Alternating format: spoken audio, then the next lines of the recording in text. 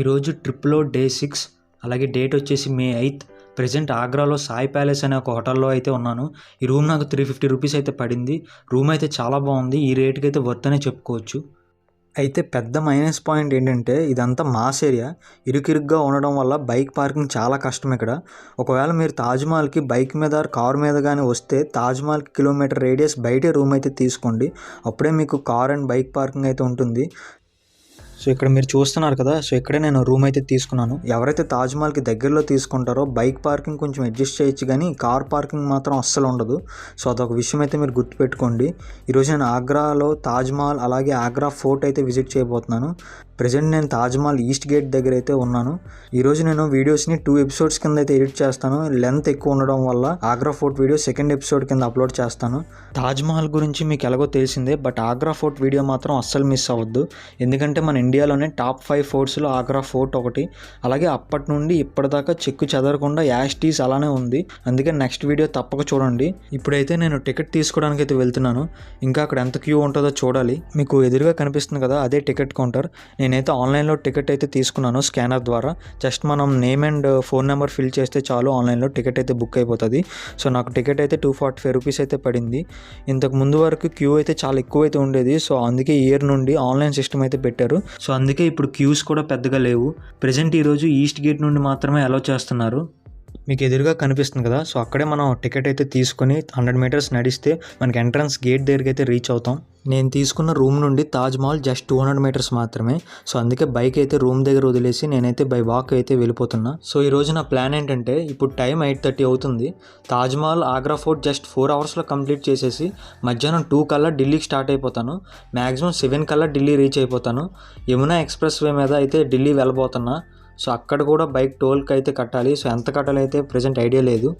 So present మీరు చూస్తున్నారు కదా, అదే తాజ్మహల్ టోటల్ రూట్ మ్యాప్ అది. సో ప్రజెంట్ నేను ఈస్ట్ గేట్ దగ్గర అయితే ఉన్నాను. ఈ వేలో అయితే నేను తాజ్మహల్ చూడడానికి అయితే వెళ్ళబోతున్నాను. ఇప్పుడే నేను తాజ్మహల్ ఎంట్రీకి అయితే రీచ్ అయిపోయాను. సో ఇక్కడ సెక్యూరిటీ వాళ్ళు ఫుల్ పాకెట్ చెకింగ్ అయితే చేస్తారు. Only mobiles, cameras, water bottles తప్ప ఇంకేవి అలౌ చేయనివ్వరు లోపలికి.